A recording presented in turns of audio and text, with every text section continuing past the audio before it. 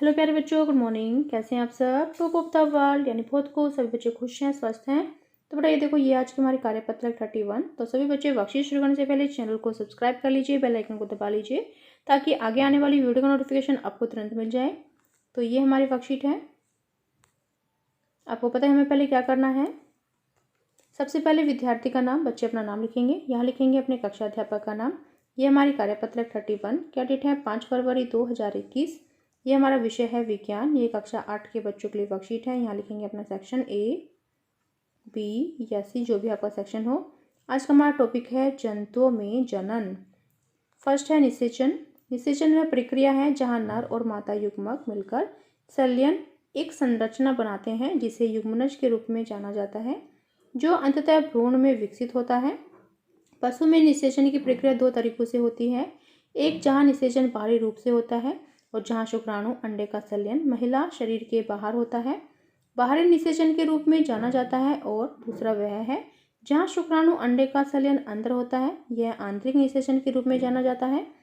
इस आधार पर जानवरों को अंडप्रजक और जरायुज जानवरों में वर्गीकृत किया जाता है। तो अब हम पढ़ेंगे कि अंडप्रजक क्या है और जरायुज क्या है। ये जानवर अंडे देने वाले होते हैं, आंतरिक निषेचन होता है, लेकिन भ्रूण का विकास बाहरी साधनों से होता है। एक बार भ्रूण के परिपक्व होने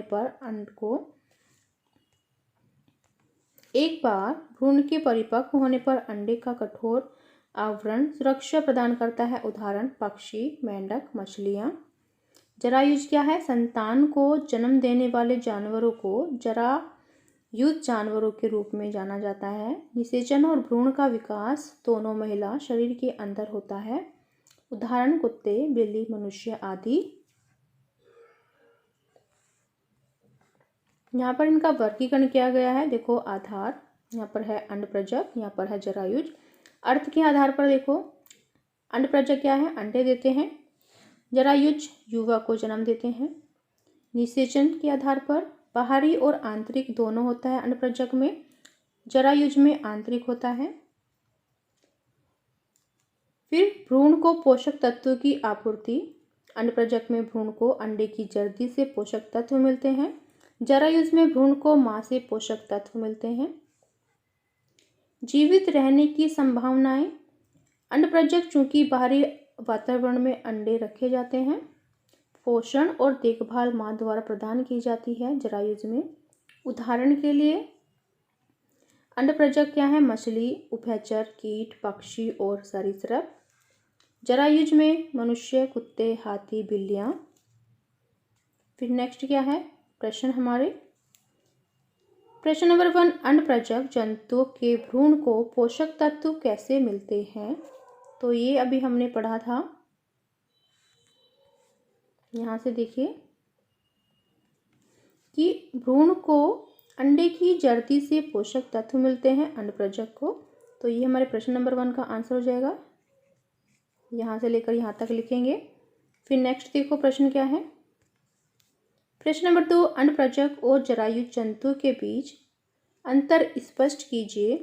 तो जो हमने अभी पढ़ा था, यहाँ से लेकर यहाँ तक ये सभी क्या हैं?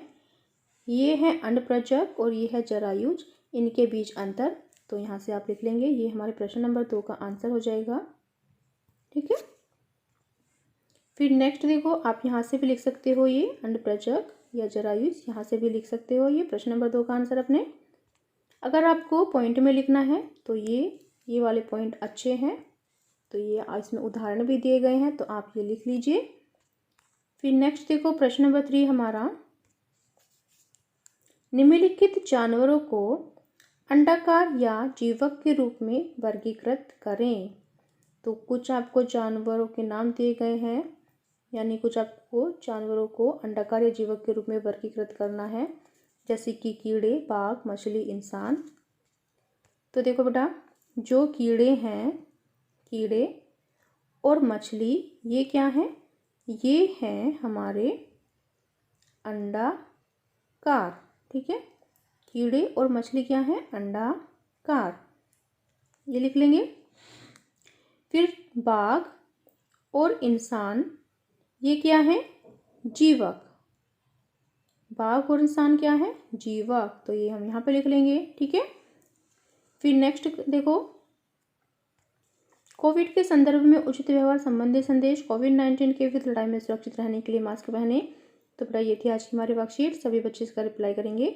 मिलते हैं कल नई वर्कशीट के साथ। आपका दिन शुभ हो। Have a nice day. Bye bye बेटा। वीडियो को लाइक कीजिए, सभी दोस्तों के साथ शेयर कीजिए। Thank you.